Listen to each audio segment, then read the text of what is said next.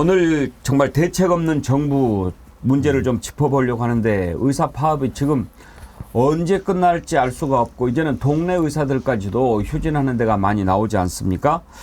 오늘 아침에 참 슬픈 소식을 전해 오셨습니다. 우리 제주에 사시는 박혜림 애청자님이신데 남편 하늘나라 보내고 일주일 지나갑니다.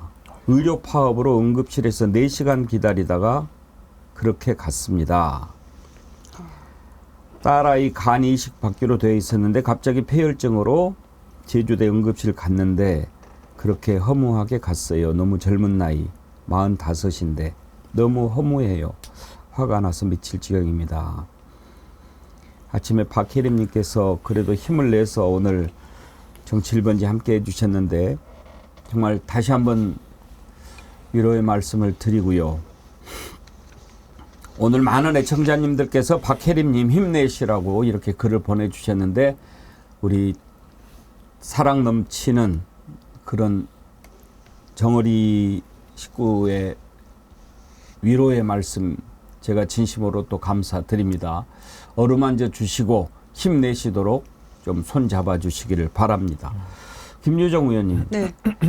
이제 대책을 세워야 할 때 아닙니까? 어떻게 그냥 계속 합니까? 이렇게.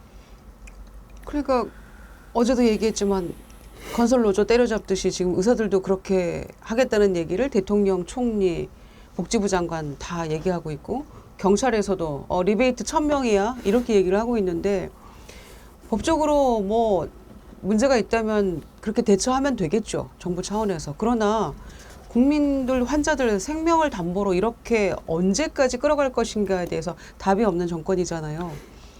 언제까지 두고 보겠다는 것인지, 스스로 무릎을 꿇어라라는 것인지, 의사들, 전공의들, 뭐 동네 병원까지. 그래서 너무 무책임하다는 생각이 들고요.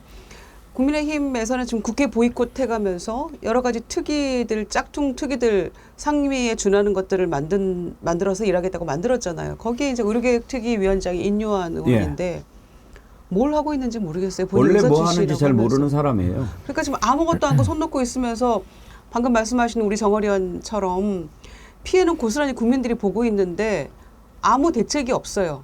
그리고 리베이트 받은 의사들 때려잡겠다는 얘기만 또 여전히 서울청장까지 지금 나서서 하고 있잖아요. 그러니까 민주당에서 얘기한 대로 의정협의체 구성하기 위해서 빨리 너네도 국회 들어와라 얘기하고 있고 다 같이 논의의 테이블을 좀 정부 차원에서 만들어가지고 얘기를 좀 해보자.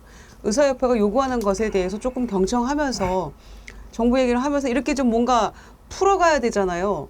그런데 그런 것들에서 완전히 다 외면하고 일단 우리는 법적으로 하겠어. 엄정 대응하겠어라는 얘기만 반복적으로 하고 있으니까 국정이라는 게 풀릴 리가 없는 거잖아요. 이걸 언제까지 이렇게 끌어고 갈 작정인지 제가 묻고 싶어요. 하여튼 지금 국민이 죽어나고 있습니다. 우리 최연소 정어리 지후도 수족구에 걸려서 열이 41도까지 올라가고 그랬는데도 문을 연 데가 없어가지고 계속 5군데 6군데 돌아다녔다는 거 아닙니까? 다행히 오늘 아침에 지우 아빠 헬리님께서 지우 쾌유를 바라신 모든 분들께 감사드립니다. 지우는 조금씩 회복 중에 있습니다. 반가운 소식 전해주셨네요. 근데 아직 음식을 제대로 못 먹나 봐요. 아직 음식을 못 먹고 있는 지우를 위해서 언양 불고기 주문해야겠어요.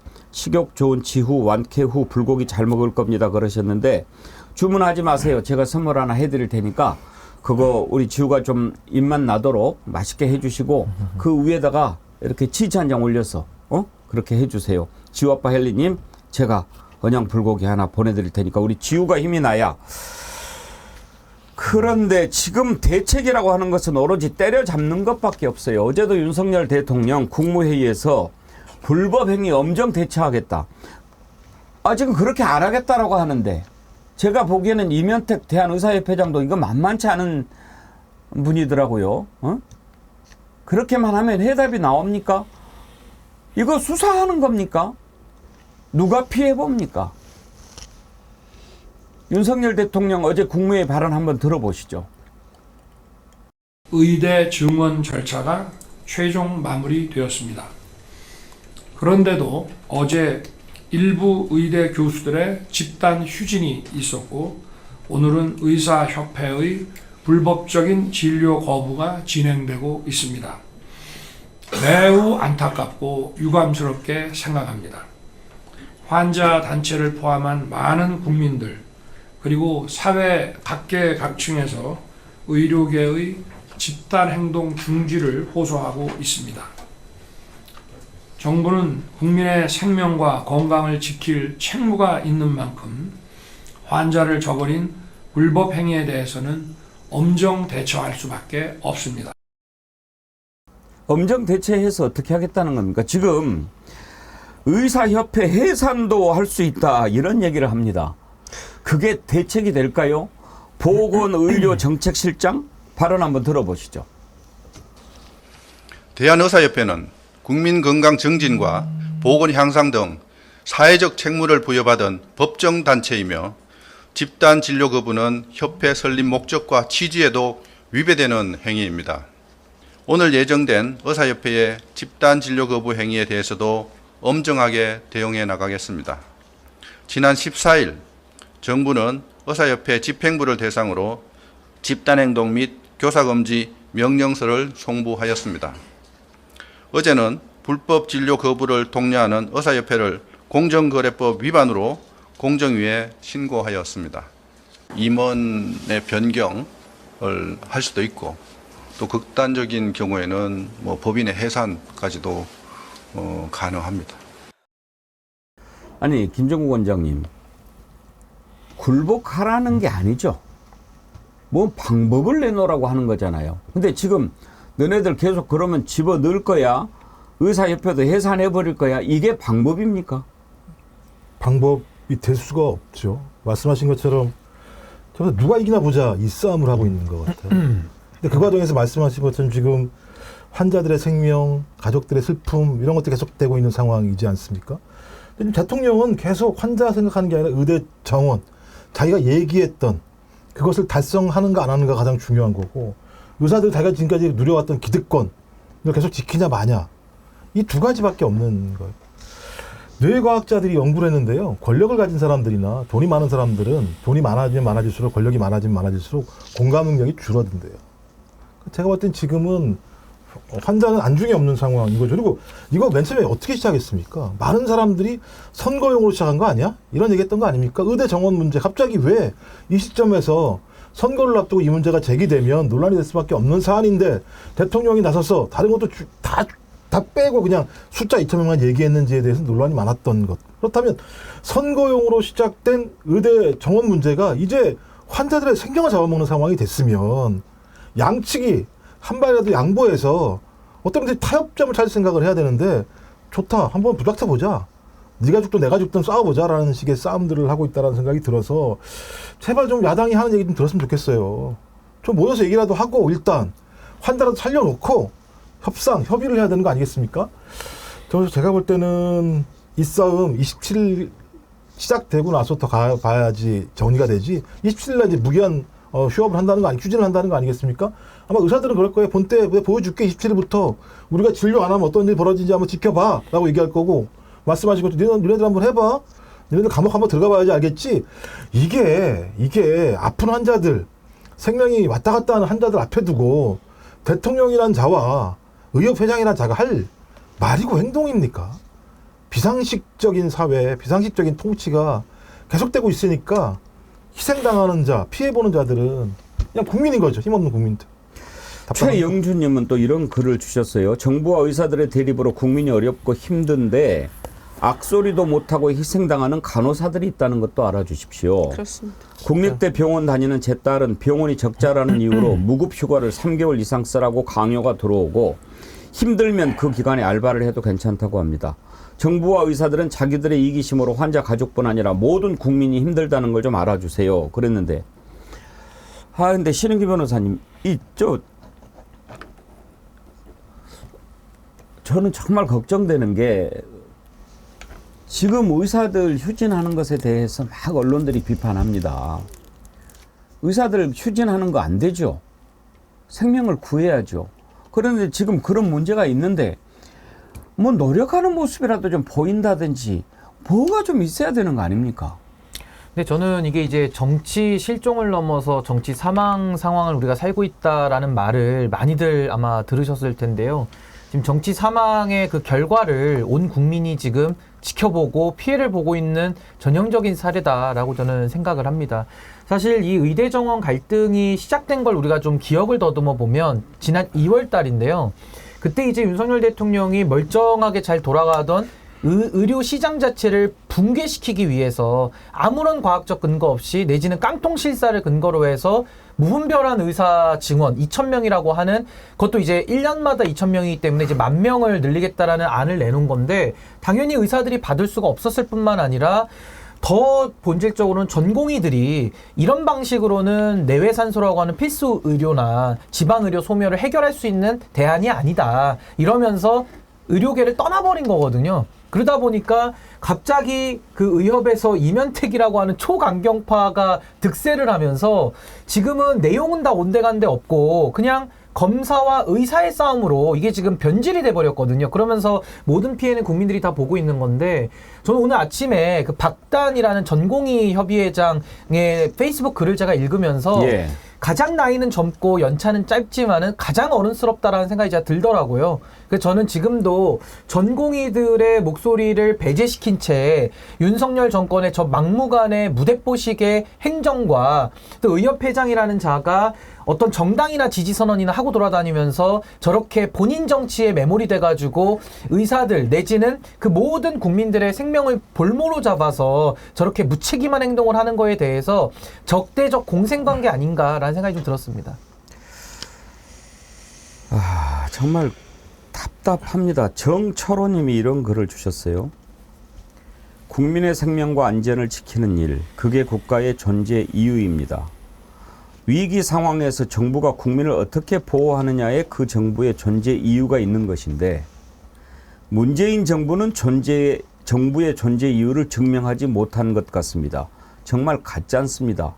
이 말을 누가 했을까요? 윤석열이 이런 얘기 했었죠. 네네.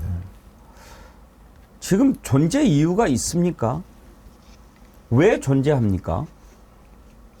국민의 생명과 재산, 안전, 관심이 있기는 합니까? 그리고요, 이것도 한번 꼭 짚고 넘어갔으면 좋겠습니다. 어제 국무회의에서 발언을 하는데 계속 코를 훌쩍거리더라고요. 요즘에 좀 그 콧물 흘리는 분들이 많이 있죠. 아, 근데 코가 나오면 뭐 좀 돌아서 풀든지 국민들 보라고 하지를 말든지 국민들 보는데 카메라 딱 있는데 그 앞에서 대놓고 코를 풀어요? 이 참 기본이 안 돼 있다 그런 생각이 드는데 그 장면 한번 보십시오. 카자흐스탄에서는 죄송합니다.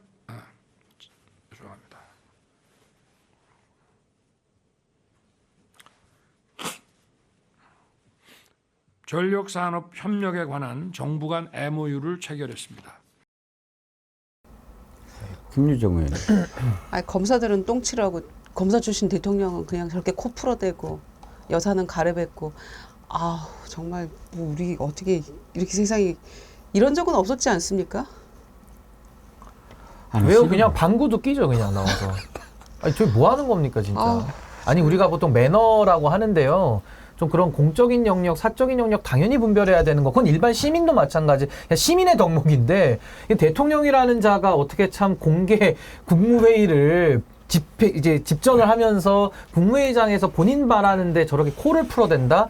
저거는 이제 기본이 안 된 건데 아니 중계를 하고 있잖아요. 그러면 국민들이 보고 있는 거 아닙니까? 의식이 없는 거죠. 죄송합니다 하고 살짝 그러게요. 그러면서 아이고 제가 감기 기운이 있어서 네. 죄송합니다 이렇게 해야죠. 근데 국민들 앞에다 대고 마이크 대고 코를 푸니까 더 크게 들리잖아요 지금. 뭐 하는 건지. 아니 저는 이게 지금 뭐 하자는 그 건지. 식당에를 가도요. 코를 풀고 싶으면 옆에 테이블에 손님이 계시면 이쪽으로 돌려서 코를 푸는 게 상식적인 거잖아요. 근데 저 양반 마이크 카메라 돌아가도 EXX 뭐 이런 얘기 하는 사람인데 뭐 여기 국무회의 아래서 다 아래 것들이 앉아 있는데 내가 코를 풀던 뭐 예를 들면 방구를 끼도 무슨 상관이겠습니까? 그러니까 기본적으로 국민을 대하는 그러니까 저 마이크 앞에 아니면 또 카메라 앞에 있다는 건 국민들한테 설명하는 거잖아요. 자기를 뽑아주신 분에 대해서 이러이러한 방식으로 나라를 운영하겠습니다라고 얘기하는 거거든요. 근데 저런 생각이 전혀 없는 거죠. 공적인 마인드가 없는 거죠.